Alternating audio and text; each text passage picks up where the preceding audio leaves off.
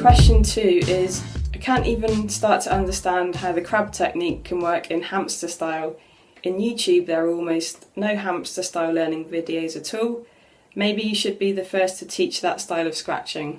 I can totally relate to what you're saying. I've actually covered the technique in really clear detail inside the School of Scratch, so if you do want to dive in deeper, maybe that's something that you could look at. But if we just look at the Radom fader, the main difference between hamster and regular is in regular you're cutting the sound on, like 1, 2, 3, and that's really exaggerated.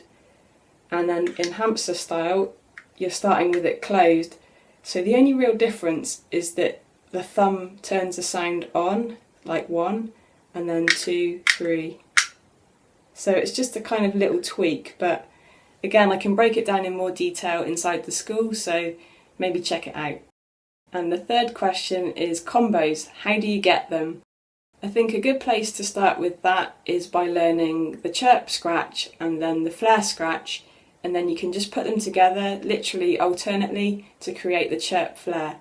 And if you sign up at schoolofscratch.com/free-videos, I'll actually teach you that whole thing from start to finish. There's a definite progression of scratches you can learn to get into combos, and they're really just all of the individual scratches broken down into really small parts and then built back up again. So like the boomerang scratch is really just a slice, then a forward dice, then a reverse slice, and then then a reverse dice. So once you start progressing and learning in that kind of order, they'll just kind of naturally open up to you. Also, you can just start playing around and experimenting by yourself. But feel free to email me at hello@schoolofscratch.com and I'll be able to give you some more tips. AKA Euro No Chill asks, how do you record scratches for use in music production? Really cool question. Basically, you need some kind of music recording software, like I used to use Logic or Pro Tools. You could even use Audacity, which is free. And then what I used to do was loop up the section where the artist wants cuts, and then I just start playing around with ideas. So sometimes they might send over the actual samples that they want me to scratch with, or other times I might get complete free rein, and that would involve digging through records or samples and just finding something that works with the beat. And then it's kind of different to just freestyling. I'd work out which scratches sound really good over that particular beat, because it's going to be different for every beat. So it might be more stabs, it might be flares, chirp flares, and then I'd start to play with patterns and then kind of figure it out bar by bar what I wanted to do, and then I'd do it in really short takes. So I hope that gives you an idea, if that's along the lines of what you're asking. If not, email me back and I can help you in a different way. Jackafant says, I find myself trying to scratch too quickly, in brackets, run before I can walk. For a beginner, do you have any tips to help me slow it back down?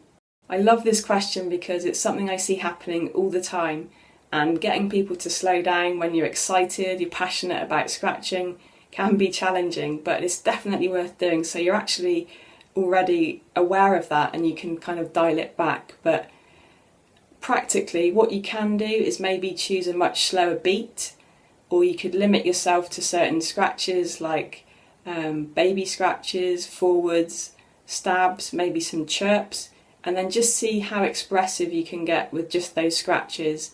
And you might find that it just kind of relaxes you. There's no pressure to always be improving or kind of achieving more advanced technical scratches. So yeah, just make it really simple and kind of dial it back as much as you can. But yeah, sounds like you're on the right track, so keep going. Next up, we've got some questions from my actual school members, who I call my Super Scratch crew, so let's dive in. Lance asks, what motivates you to practice your scratching?